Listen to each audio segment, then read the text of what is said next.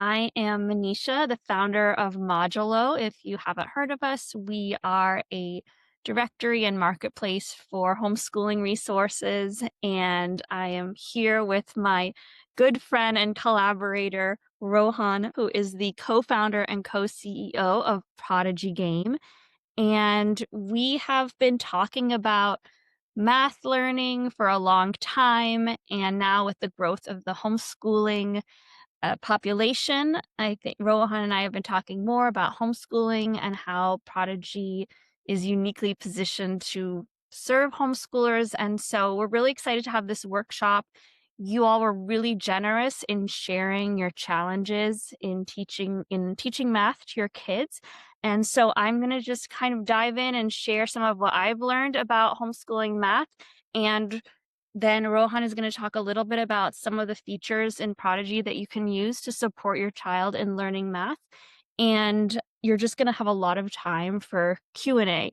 So without further ado, I wanted to tell you a little bit about my background and how I discovered Prodigy. I got my start as a tutor in New York City, and my specialty was test prep. So I taught kids all over the city, from the children of some of the wealthiest CEOs in Manhattan to also in struggling public schools. And I was really, really good at getting kids from a 10% on their SAT to a 95% or a 99% on their SAT.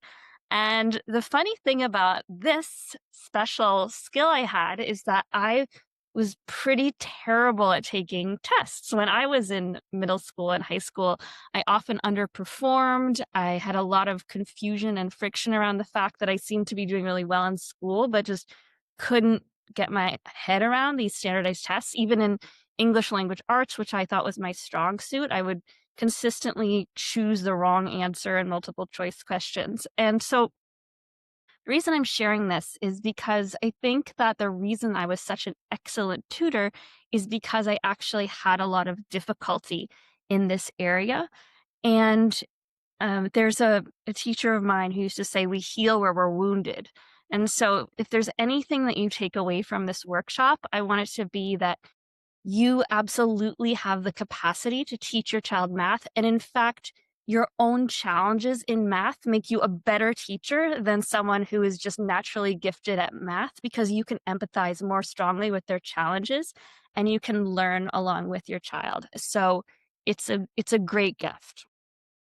So I wanted to just start off by kind of going over some of the techniques I've learned for homeschooling math over the last 5 to 10 years. I've done a deep dive in some of the biggest homeschooling groups and kind of really distilled some of the basic principles that tend to work well for parents overall.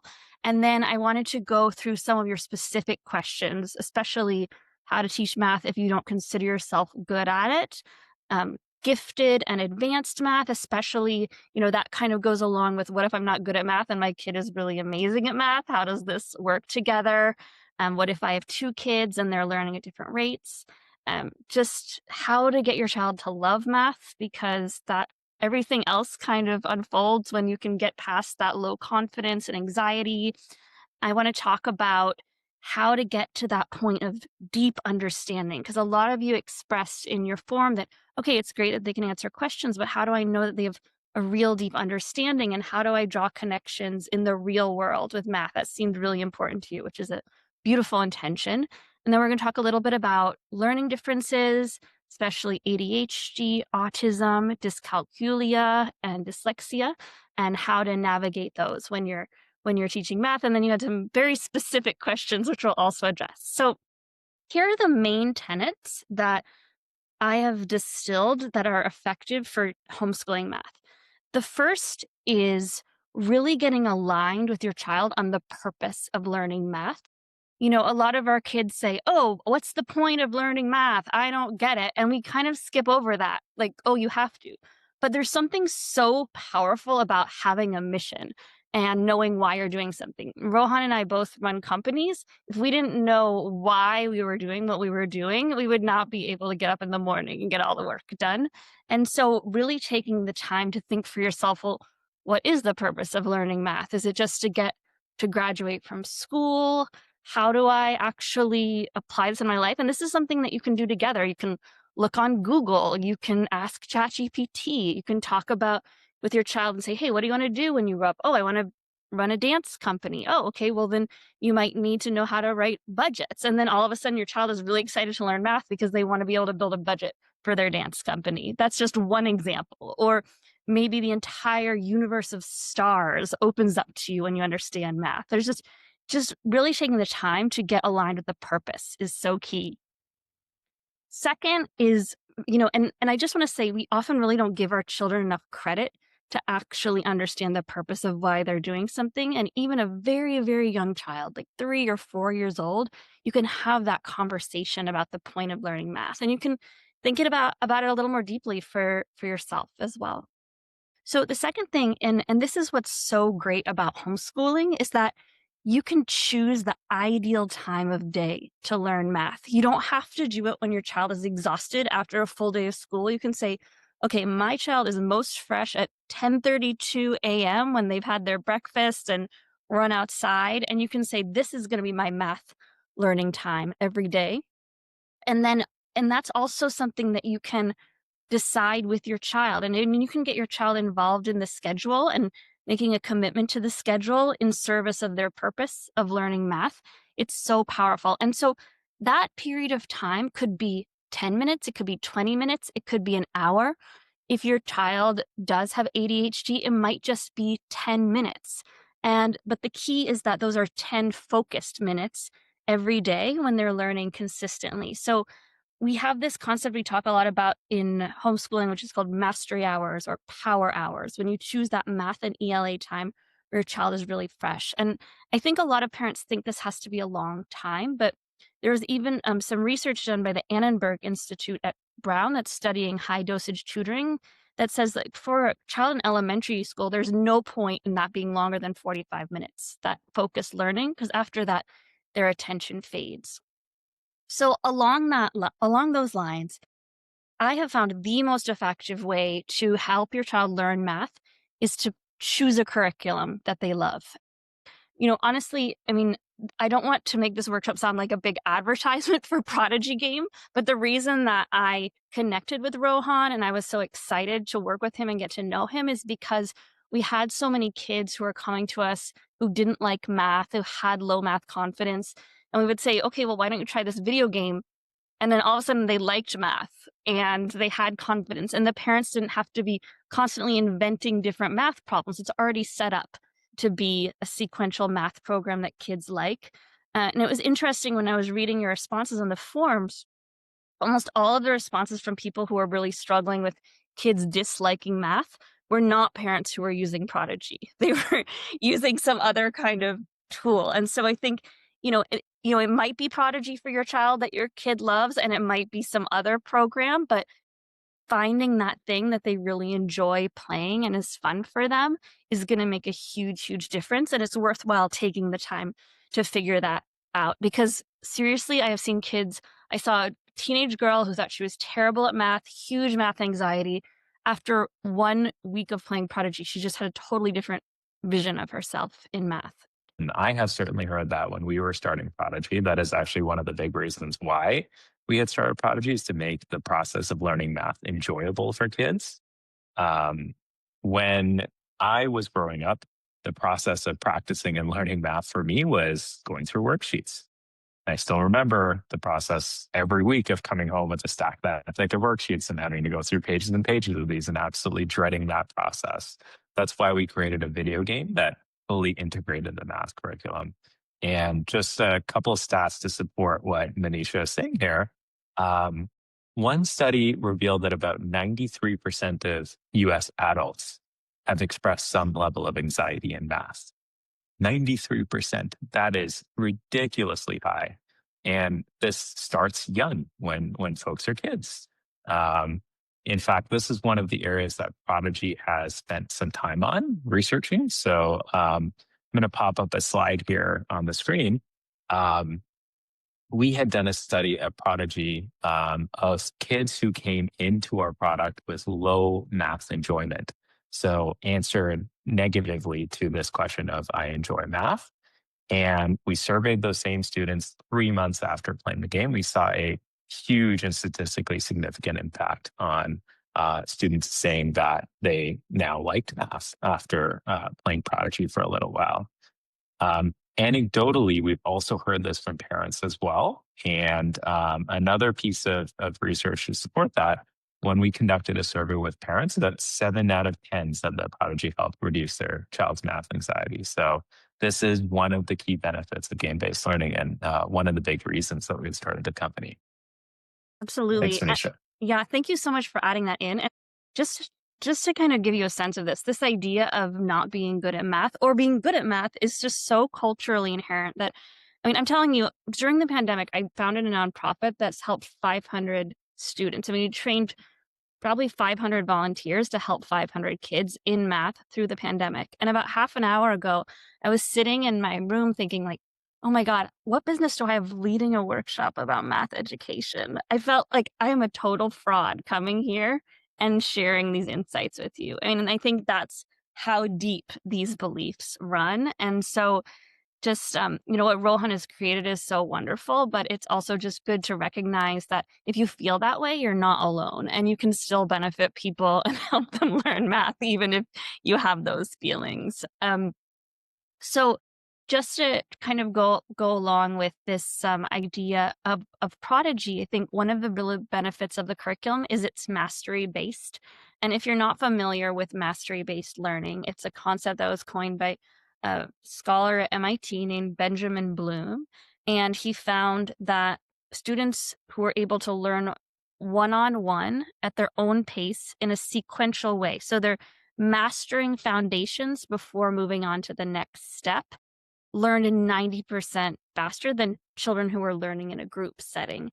And the value of a well-designed math program where you have to really learn addition, multiplication, all of the basics before you move on to higher level math is that you don't have those gaps later on. And that can also address a lot of the issues of learning differences. And one thing I like about Prodigy is it is structured in a way to make sure that those fundamentals are mastered, and that can take away a lot of the stress of learning. So, a lot of people brought up this thing of, okay, I don't feel like we have enough time to teach math, or the math is going so slow. And what I really want to encourage all of you to think about is that learning isn't linear. Like sometimes math is going to go really fast and sometimes it's going to go really slow. But most research shows that you are going to end up at the right place. And when I'm tutoring, I still work with kids from time to time. Occasionally, I will ask a child a question and then I just wait and they're quiet. They don't actually even respond, or they might be running around doing something else entirely. And, occasionally after a minute or two, I might say, okay, did you think about that? And then it's done. And maybe the next day they'll come back and they'll haven't had an insight, or it might be a month from them. But I think that sometimes as parents, we have this instinct to say like, did you hear the question? You know that, you know that, you know that. And we don't really give them that space for the seed to grow. And so I know that it's really hard when you feel like your child isn't learning as fast as their peers, or you're just stuck on the same dang multiplication principle for months. But as long as you're consistent and maybe, pushing them a little bit, things will start to click. But the more you say like, "Come on, you know this," the more anxiety does tend to develop. So it's so hard to be patient sometimes, but I find just planting those seeds is so valuable. So I guess, yeah, the one thing I did really want to kind of dive in a little bit more with is this idea of learning with your child. So, what that means is that you're really transparent about what you know and what you don't know. So, for example, I picked this problem in Prodigy, and I wanted to just show you here. Whenever you look at Prodigy, there's this little light bulb that gives you a tip. So, if you're not really sure what the answer is, you can look at the tip and you can read the tip together, or there's this little sound. This can be really great for a kid with dyslexia to hear it. And sometimes there's also a little video. So you can use that as a tip. And then instead of saying, trying to explain it to them, you can explore this concept together. Say, like, hey, I'm not really sure about that. Let's ask ChatGPT together. Let's Google it together. Let's see if we can find a video on YouTube together. And then, even better, especially if you have a gifted child, you can circle back and you can have the child explain it to you. And that's the student as teacher technique. So, always, if you really want to get that deep level of concept, ask a question, let your child ruminate, and then come back and have them teach it to you. Um, okay, so some of you asked about siblings, and that really is kind of a tricky one. We had to teach kids in groups during the pandemic. And in that case, depending on what your access to screens are, we found it was really valuable to have the kids start teaching each other. So all of the kids will be playing the game, and you're kind of working as a guide when they get stuck, guiding them along, occasionally popping in and saying, hey, can you explain that back to me? And the kids can get really excited about explaining concepts to each other as well. So that's something that we did a lot.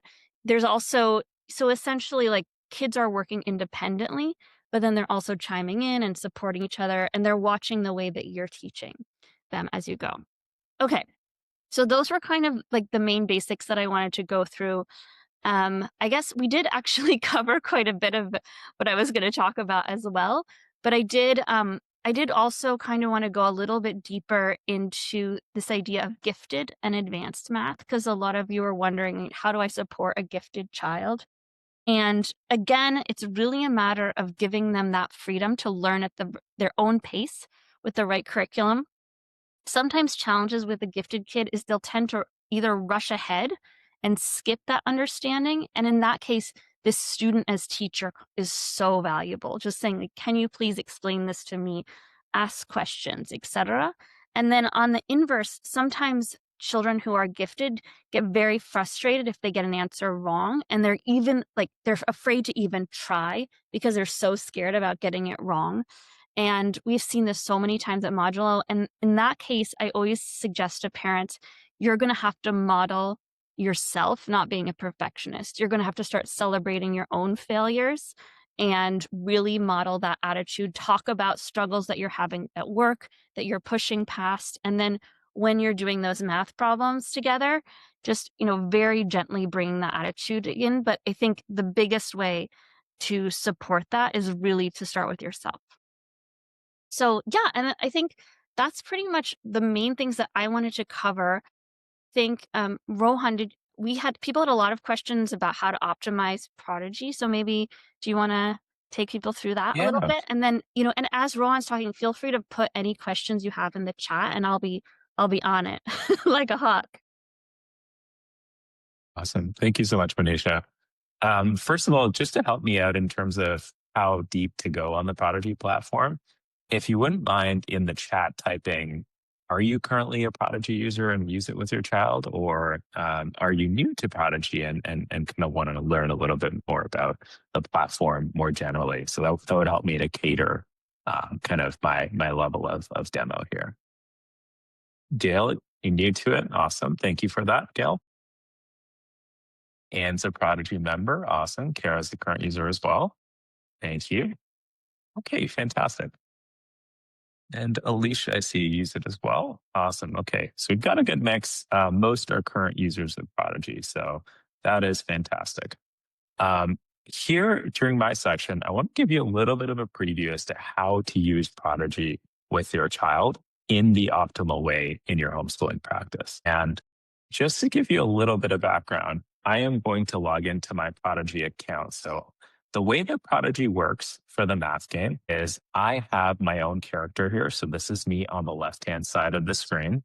And the way that Prodigy works is as I'm going about the Prodigy world and leveling up my wizard character, I have to battle various monsters. And in order to defeat these monsters, I have to answer curriculum aligned math questions. So, for example, I have just gotten into a math battle right now, and it gives me a question, in this case, on fractions. And you can see that it's actually using a particular manipulative here called fraction strips as well. So, one of the things that you can do is Prodigy does have, if you click on the top left-hand side, some manipulatives that you can use. In this case, since this is a fraction strips question, I can actually choose to drag in some fraction strips as well. And I can see, I can kind of line it up here and see if this aligns. As Manisha mentioned, if I might be struggling with this question, I can click on this light bulb and get a hint potentially. And then I am going to say this represents 1/4 because it's roughly line. Okay, 2/8. I'm going to go back to our team with that one. I think there's 1/4 is also an acceptable answer. So let me answer this one in the way that this question's accepting. So 3/6. Awesome. So if I get the question right here, what this will do is I can choose to use my powers against my enemies here. And eventually I'm going to defeat my opponents. So as I'm going through this battle, it's going to ask me a variety of math questions, and as I work my way through these, I'm going to be able to eventually win this battle. Now, one of the other interesting things here is you can see that I can also use a pencil tool on the screen. So if your kids, especially if your kids have some special needs, you might actually want to write out some of the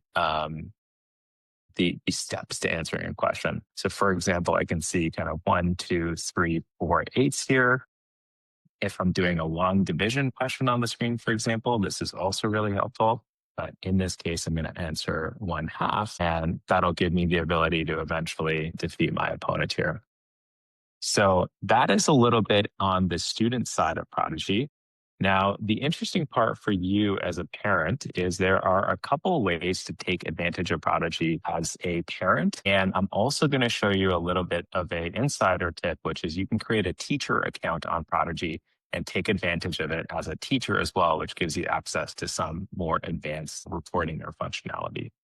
So let's go into the parent account first here. And this is what a parent account on Prodigy will look like. And a couple of things that you can do in the parent account that might help you is you can set a goal for your child. So let's say I want to set a goal of answering 10 correct questions. I'm going to say set this month's goal. And then I can tell my child, in this case, Adam, to go on to Prodigy and answer questions. And after Adam has answered my 10 questions, I will be able to reward them with this goal. So this gives you a very simple way as a parent to engage with your child on the Prodigy platform. It's kind of like, hey, do your 10 questions on your worksheet and I will give you a prize. This allows you to give them a prize directly on the Prodigy platform. You can also see their progress using the report card function here. And in this case, you can see kind of what they've done in September here, month by month. You can go back to August and see what their evaluation was and roughly what their curriculum progress was here as well. Although, what I will say is one of the ways to get the most out of Prodigy, if you're actually using it to homeschool your kids, is to do something a little nifty here, which is to create a teacher account on Prodigy. So let me just share my screen here and I can show you what a teacher account looks like. Teacher accounts are free for anyone to create on Prodigy, so you don't need to be an actual classroom teacher to create a teacher account. And what this will allow you to do is you get access to some of our more advanced features and functionality as a teacher. So do any of you use a particular textbook or curriculum within your homeschooling practice? If you wouldn't mind typing in the chat, that would be Math with Confidence, Beast Academy, Mammoth Math. Okay, all good choices. One of the things that you can do is, let's say you're using Mammoth Math and you're working on a particular skill. So what Prodigy does by default is we align it to your state curriculum. So for example, if I'm in Florida, it's going to give me the Florida best standards here. And let's say I'm a grade 4 student, so I'm picking from a grade 4 question here. But let's say I'm working particularly on Mammoth Math right now and I'm doing fractions. I'll be able to see all of the various questions in the grade 4 curriculum for fractions. So let's say representing improper fractions using fraction strips. If that's what I'm working on, I can actually make sure that my child gets those questions in particular in the Prodigy platform. So let's say I'm working on these 3 skills. I can click assign. And in this case, if I click assign here, this will assign the assignment to my class. This is an actual class, so I'm not going to assign just for simplicity. The other thing that I can do here is I can go into my assignment reports and I can click on view reports. And this will give me, let me see if I can get one with some actual data here. This will give me the various students in my class, homeschooling with the two kids that you have. You might only have two students in your class here, but you can actually see which questions within the assignment your children might have gotten right or wrong. And this might allow you to work with them more specifically and say, hey, I might need to help them out in, my comparing fraction skill because that is an area that my students need more help in.